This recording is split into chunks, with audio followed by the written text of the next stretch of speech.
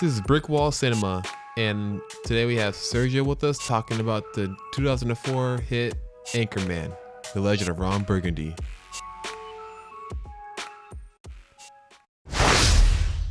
How you doing today, Sergio? I'm doing pretty good Do you know why I chose for us to talk about this movie? because it's one of your favorites. Yes, and also this marks the 20th anniversary of this movie. Came out 2004. Let's start with the basic info for the movie. Anchorman, The Legend of Ron Burgundy came out 2004, directed by Adam McKay, starring Will Ferrell, Christina Applegate, Steve Carell, Paul Rudd, David Kushner, Fred Willard, Chris Parnell, Catherine Hahn, Fred Armisen, Seth Rogen. Let's go! and a lot more. I used to want to run down all the names of the cast. The movie synopsis on IMDb says that it's in the 1970s, an Anchorman's stint as San Diego's top-rated newsreader is challenged when an ambitious newswoman becomes his co-anchor. All right, so let's start off with first impressions. Absolutely terrible movie. Don't watch it. I know you're joking, but Yes, obviously. This movie is not I wouldn't say something that you would look into very much. It has a lot of childish humor, but it works with the whole tone of the movie at points. There are some points where I feel like it's a bit much, but overall it's a very enjoyable movie. It's very comedic, good for a really good laugh, and just like when you're and just like there's a lot of like overly exaggerations of everything, which kind of fits, like I said, fits with the whole thing. Although at some points it feels like it's going a bit childish for because like you but it is very funny and all around like a pretty good time. I think the funniest parts that I know about this movie are actually the two fight scenes. One where they're fighting the other news anchors with all the celebrities, the and the bear fight. That was one of my favorites. for my first impressions, when I first heard about this movie, I didn't actually watch it all the way. I actually watched the sequel first on my PS Vita. I bought it on the PlayStation Store and watched it like in a doctor's office. And not knowing who any of the characters were, I still had a great time watching it because like around the time that movie came out, I only knew Steve Carell from what's it called? What was that movie? Despicable Me. Yeah, that little movie, that little indie movie, Despicable Me. And I'm like, oh, that's the voice of him. I know him. I'm gonna watch this movie. I didn't know who any of the people were. When finally saw like a couple years later, I fell in love with it. I think it's my yes, it is one. Like you said, it is one of my favorite movies because it's just so quotable. Most of these lines in this movie are like steeped in pop culture, even 20 years later, and even for a period piece, it feels like a movie from that time period, which is a very not really a rarity, but I always loved the aesthetic of the 70s in general, like the movies and TV shows and just the vibe of the 70s. It just looked comforting, you know what I mean? No, because I did not find the 70s comforting. Not really But I comforting. see what you mean. I don't say the 70s in general comforting. I'm just saying like the TV shows and stuff like that, TV shows and movies that came out that time, like the fuzzy 4:3 aspect ratio with the shag carpeting everywhere and the bell bottoms. You know, you don't know. I'm gonna just go to get some quotes. I Like mean, you're describing the style of the 70s, which is something I don't know much about. I mean, like I've seen the movies that you've shown me, and I get it what you're talking about. However, I would say this about the movie. It is a very entertaining ride. But like I said, I really love the exaggeration on some of the parts, like the bear fights, the the anchor fights that they had with all the other anchors, all the other news reports. And I just really love like some of the they know they're being ridiculous and they go full throttle with it, and it's really funny at many points. did you have any quotes that you like from the movie? Honestly, to me, no, this movie is not that quotable. Oh my god. Okay, I guess I just have to school you on Do you Anchorman quotes. what quotes do you see like being used more now? Because you said this how quotable this movie is. Because honestly, for me, I can't think of anywhere the quotes of the movie have come out from. You never hear anyone just go out and say, "Go yourself, San Diego." No. Okay. Um, the one I use all the time. I use Brian Fantana when he's showing off his cologne collection. He says, he shows off Sex Panther and he says, they've done studies, 60% of the time it works every time. That's my favorite line in the whole movie. All right, Ron Burgundy in the phone booth yelling and crying to Brian saying like, I'm in a glass case of emotion.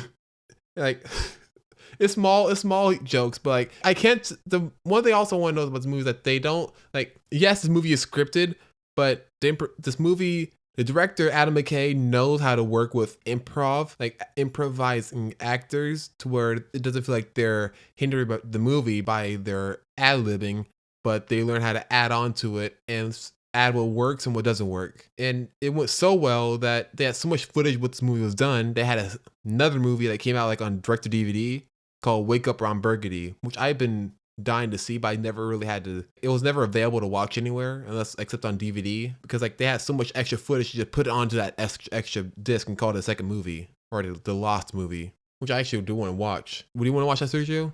I'm not sure. Okay, let's talk about the characters then. Who's your favorite?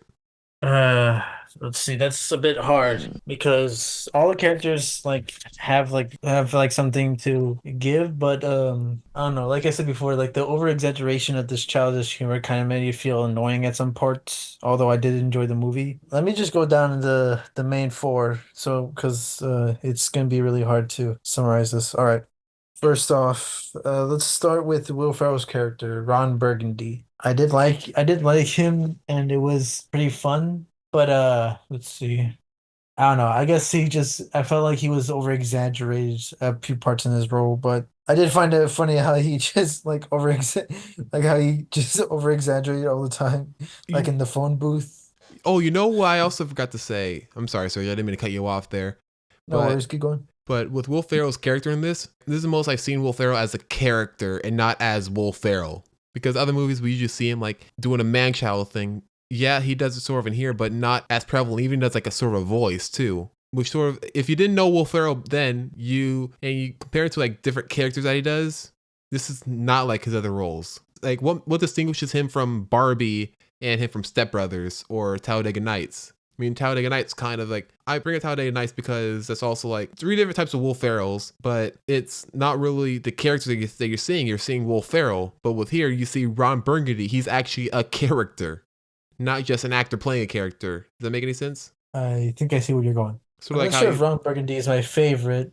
Uh, let's see, Steve Carell's character. I'm not sure. Brick I think Tamlin, yeah, Rick Tamblyn. Brick Tamlin. I'm not sure he's my favorite either. I think I don't know if I have a favorite. Because to me, they felt like they all kind of they kind of like almost blurred into the same character. No, you could also say Veronica Cornerstone too. Maybe, but I don't know. I can't think of anything notable to say about them besides like the fact that they just all acted in very eccentric ways. Okay, I can see that. It's like because sort of like it is a satire on '70s too, Yeah, over exaggerating things too. true. But Even anyway, the what was your favorite character since this is one of your favorites? I think you already know who it is. Ron Rick? Burgundy? Oh, Or Brick. Actually, no. Oh, shit. Okay. It's a tie between Brick and Ron Burgundy. I like the writing for Brick, but also I just love Ron Burgundy as a character mostly. Like, does that make any sense? uh-huh. Yeah. Yeah, because like I can't see anyone else playing these roles because they did bring up other people to try to like discussions were made when they were making the movie saying who should play who like for casting, and they said they were gonna have like people like Ben Stiller as Brian Fantana, Chris Parnell as Brick, but Chris Parnell still later in the movie he is the like producer in the show, and Champ Kind as John C. Riley, which Will Ferrell later worked with on Step Brothers, and was also a cameo in Anchorman 2 as the ghost of Stonewall Jackson, Yeah. and Ed Harris as Ed Harkin. Ed Harkin was the owner of the TV channel, and Ed Harris he was in The Abyss. You haven't seen The Abyss, so I don't know what I'm telling you. I don't think so. And Dan Aykroyd was gonna play Garth Holiday. Yeah, a bunch of people were gonna be recast for the role, but I already noticed like they nailed it with with the roles because it's just sort of fun to see them to play these roles too. Even like the costuming in this movie is on point.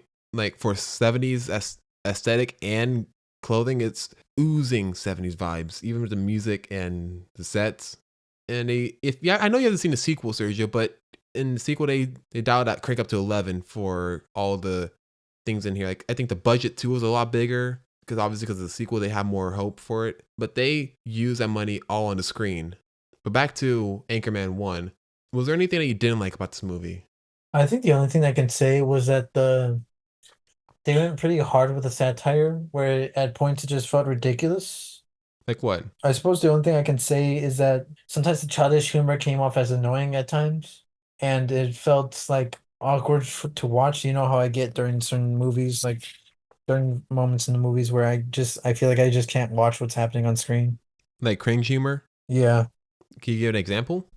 I can't think of anything, but it's just like certain scenes that give me that sort of like that irk me in a way that I can't actually see what's going on I suppose like a example from this movie particularly would probably be like when Ron first meets Veronica. Oh, okay. Where he says, "I want to be on you," and Yeah. then that she It's doesn't admire. He yeah, has a great hiney.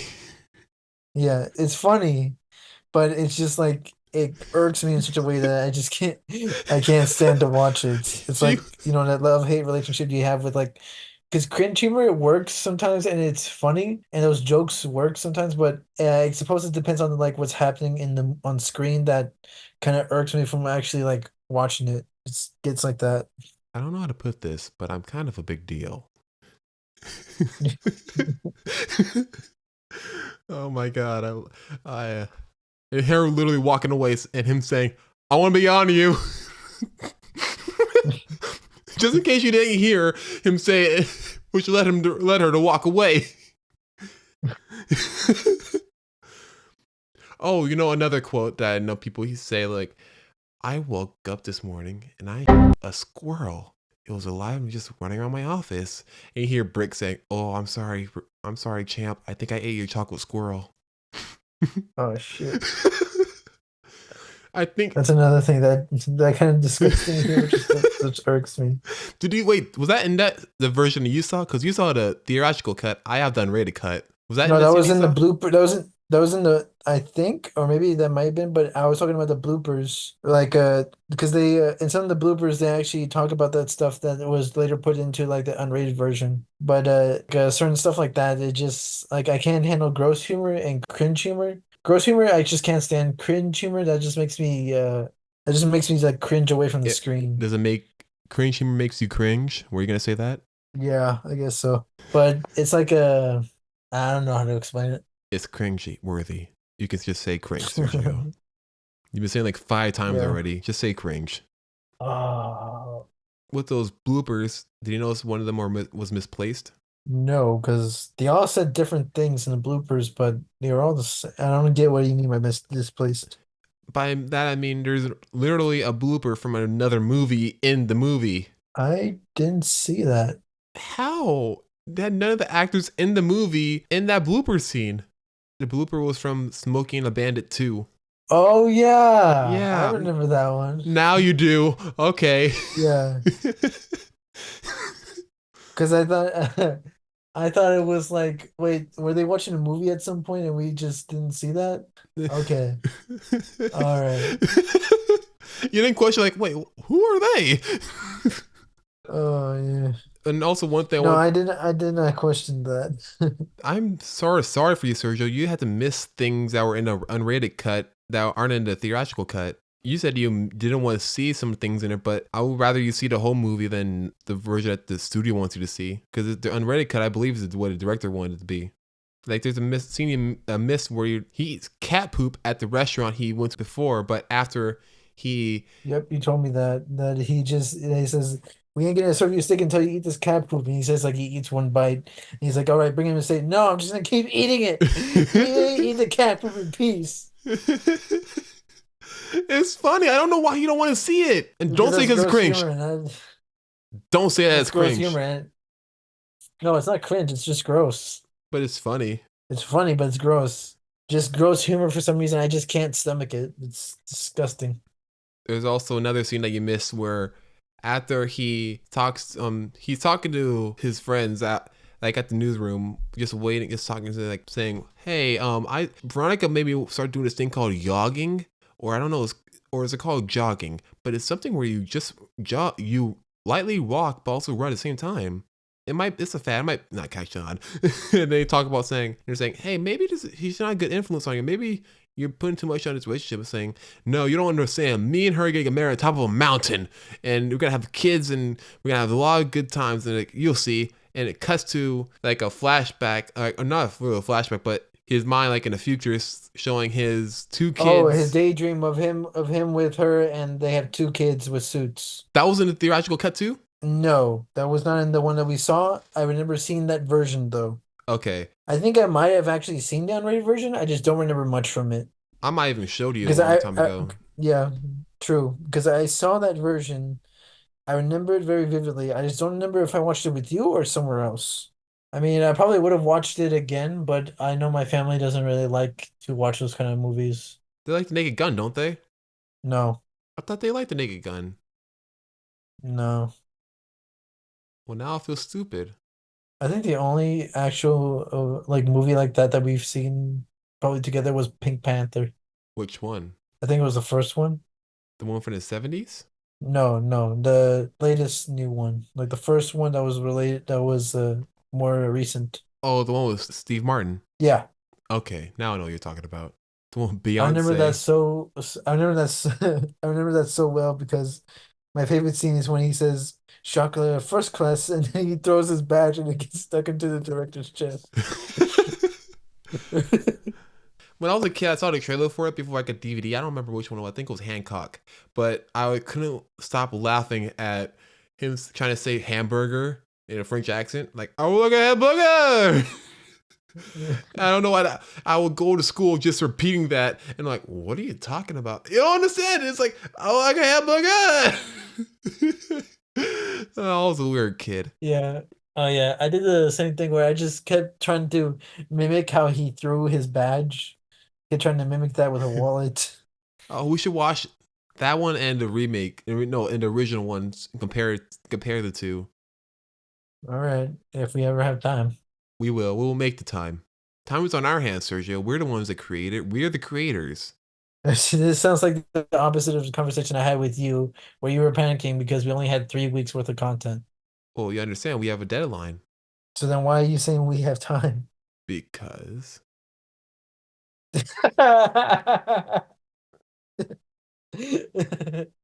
Oh, jeez. I see how it is. yeah, you do. Yeah. And I want to give a minute to talk about the director for the movie because he really is like a how did he get from here to there story? Because we know him as the director of like he directed a bunch of movies, but mainly a lot of Will Ferrell movies. He either produced or directed. Like he directed Step Brothers, Talladega Nights, and Anchorman 1 and 2. But now he's gotten more of a stance towards him to where he can actually make like Oscar nominated movies. He directed, have you ever seen Don't Look Up? I think so, but my mom mostly watched that. She really likes those kind of movies that are kind of like suspenseful and dramatic, but she can't handle thriller. What about The Big Short? No, I don't think so. The other guys I know you've seen. Yeah, the guys, yeah. Yeah, also did. It's locked on Netflix now. Is locked on Netflix? Yeah, I looked it up and it's locked. Why? God. Anyway, we also got Vice. He directed Vice. You directed what? Vice. Vice? Oh, right. I remember when you showed me that in the park when we were picking up trash for the school for like a school participation award, Yeah, we were or like scholars. community service. Yeah. And and you pointed out like how those kind of movies were made specifically to win an Oscar.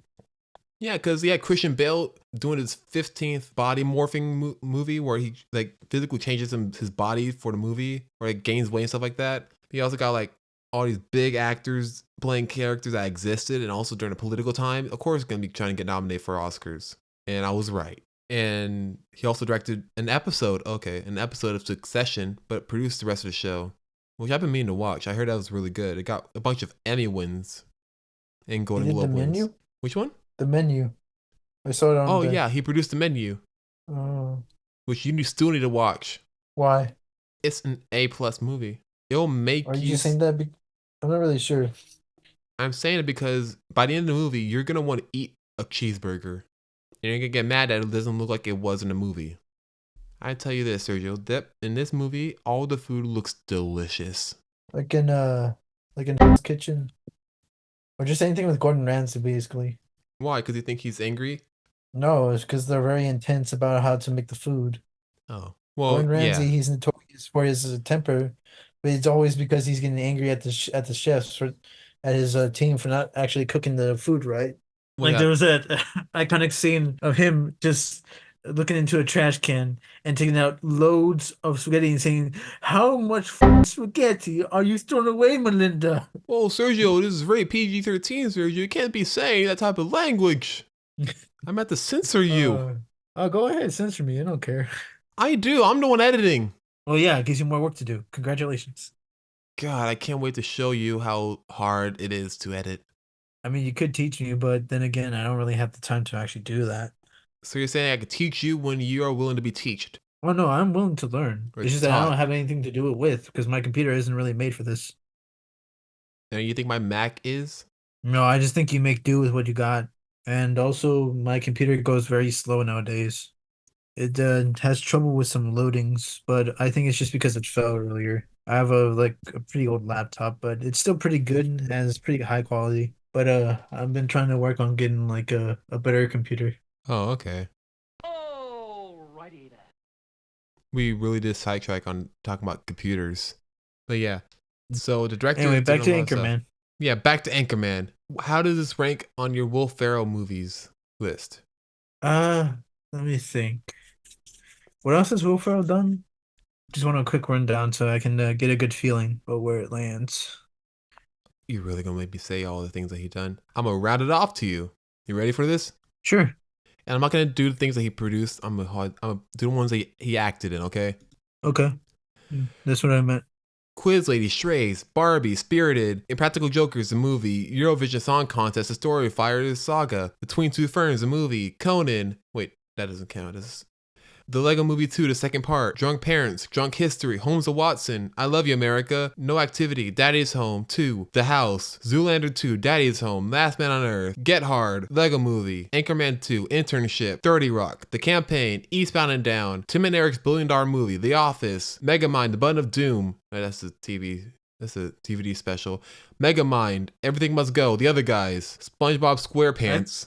Land of the Lost, Step Brothers, Semi-Pro, Blaze of Glory, Stranger the Fiction, Talladega Nights, Curious George, The Producers, Wedding Crashers, Bewitched, Kicking and Screaming, Wake Up Ron Burgundy, Starsky and Hutch, Elf, Old School, Boat Trip, The Oblongs, Zoolander, Family Guy, Jay and Silent Bob Strike Back, The Ladies Man, Superstar, Dick, the movie about Richard Nixon, so don't get mad at me, Austin Powers, The Spy Who Shagged Me. There you go. Oh, and I also would Austin say Powers it, 1. Austin Powers 1, I forgot that one. Sorry, go ahead. I was gonna say I think it was somewhere in the top 10 probably. Top 10? That low? What do you mean? That's low, man. That's a lot of movies. Or I mean, above it. No, I'm not saying it is 10. I'm saying it's somewhere within the top 10. I'm trying to get my rankings right. I do like some other movies more than this one. Because if you guys are Austin Powers, isn't it? What? No. Oh.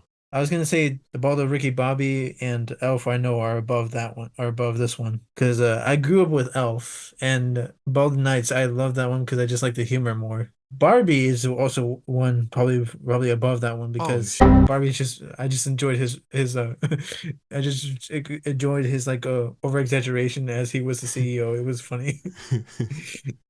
I just I the most memorable part of that movie is when they're running around the office and they're chasing Barbie. It's the funniest thing I ever seen. I He's came like, into business because I'm of little getting girls in their dreams. I'm the uh, proud mother I'm a proud mother of a son. I'm a mother of a son. I'm a son of a mother. Yeah. uh, Uh, for me, it's top 5. Actually, no. Top 3. Okay, so let's get into some fun facts for the movie. Did you know, Sergio, that discovered by the Germans in 1904, they named it Santiago, which of course in German means a whale's vagina. You're just quoting the movie now. No, that's actually a fact. I think it means Saint Diego. Agree or disagree? All right. Did you know that this film has been pitched to DreamWorks almost 20 times before following the success of Old School, the 2003 movie, and Elf? Because DreamWorks had so little faith in the movie, doubted that Will Ferrell and Adam McKay could pull off an entire film based on news anchors. The film grossed over $84 million domestically, and McKay has so much extra footage that he was able to make a second film out of it. Told you. Imagine being the CEOs of DreamWorks and people above you hearing about this and smacking the back of the heads of people that said, "Don't do this movie." I think that's a funny image. Have you seen that Simpsons meme where the kid gets smacked in the back of the head by his dad? No. Did you know that Will Ferrell has been playing the flute since elementary school? Oh, right. Because he played jazz. He played the jazz flute in the movie. Was that actually him or was that mostly effects? I'm pretty sure it's effects. I'll be honest, I'm not fully sure. But it wouldn't make sense on why that was included, specifically the flute and like jazz, because that's actually a pretty interesting fact. That scene went a little too Naked Gun for me, though. When he started doing a flute in the bathroom and doing it on top of the tables and breaking glasses, and also the fire coming out of it, that seemed a little Naked Gun esque. Uh Hey, Aqualung! Anyway, did you know that the co-writer and director Adam McKay has said that in the first draft of the film, the story was about a plane load of news anchors who crashed in the mountains and discovered that the plane which they collided was carrying monkeys and martial arts equipment, leading to a battle between cannibalistic newsmen and star-throwing monkeys? what the Oh my god, what kind of movie were we missing? that seems more like a skit that would be actually pretty funny. How did we get from there to here? There's something in between that we're not hearing about. Oh my gosh. Did you know that this is the first part of Adam McKay's and Will Ferrell's quote unquote mediocre American man trilogy? Because the second part was Talladega Nights about Ricky Bobby, and the third part was Anchorman 2 The Legend of Continues. And in all parts, Adam McKay works as a director, and Will Ferrell is a main actor, and they both star as writers and on the project. And the title Anchorman The Legend of Ron Burgundy appears to have been inspired by the documentary Porn Star The Legend of Ron Jeremy. What? Yeah. It's based off a Yeah. documentary called Porn Star The Legend of Ron Jeremy. Wow. Oh yeah. In hindsight, that kind of makes sense with like the fact that he's walking around in a party in his underwear with a robe that's completely open. And they've been going to the same party for over 10 years, and that is in no way depressing. Not at all. Totally not depressing at all. No way the audience is gonna think like that is depressing. There's no way anyone's gonna think that. Absolutely.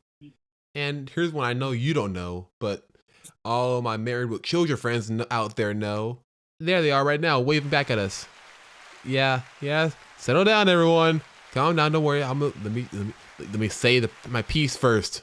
Thank you. Christina Applegate, who plays Veronica Cornerstone in the movie, did in fact portray a newscaster in Married with Children, where Kelly Bundy ended up as an intern who was hired as a weather gal in her senior year in high school. So it's not her first rendezvous as an anchor on the camera. It actually feels kind of interesting seeing this like in this film. She goes through like a sort of like monologue about like how she's aiming towards to being a network news anchor. Yeah, and I still need to show you more episodes of Married with Children, Sergio.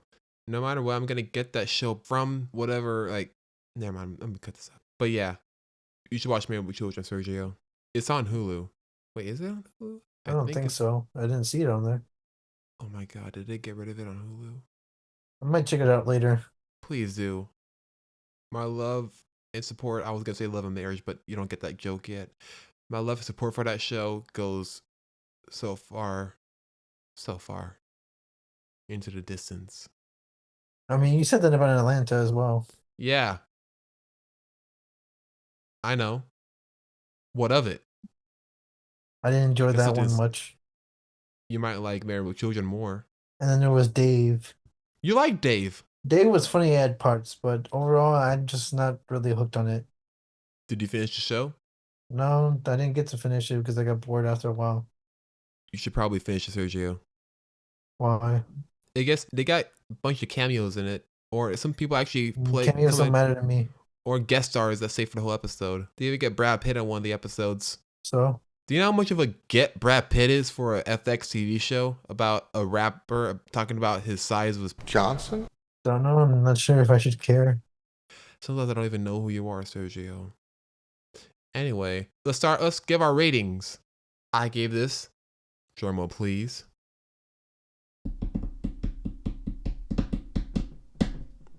a 5 out of 5 stars. I know, I said it. I'm keeping it there. That's a bit hard for me. It's easy. You just say 5 out of 5. Nah, it's a 4 out of 5 for me. Why?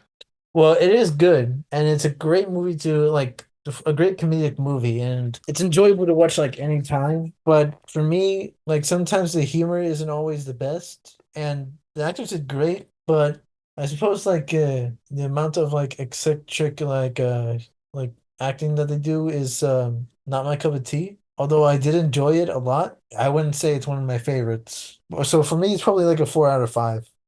I wonder how you're gonna feel about the sequel, Sergio. Sequel might be better because they do go more off with it, which might be more funny or more annoying to me. But we'll see when we get there. Might be sooner than you think, Sergio. I'm not teasing anything, but I might be. Maybe I am. Maybe I'm not. Nobody knows. Nobody knows. I know. I kind of blew into the mic there. I'm sorry. All right. Well, our final results are 5 out of 5 for Chance and 4 out of 5 for Sergio. And that wraps up today's episode of Brick Wall Cinema. I'm Chance the Riot? Oh, wait. Someone wrote on my teleprompter with a question mark by accident. I need to make sure that they stop putting it on there because they know I'm going to say whatever's on the teleprompter. And God damn, people, he says whatever is on the teleprompter. there. And this is my co-host Sergio. Where can they find you, Sergio? You can find me right here on Brick Wall Cinema. And that wraps up today's episode.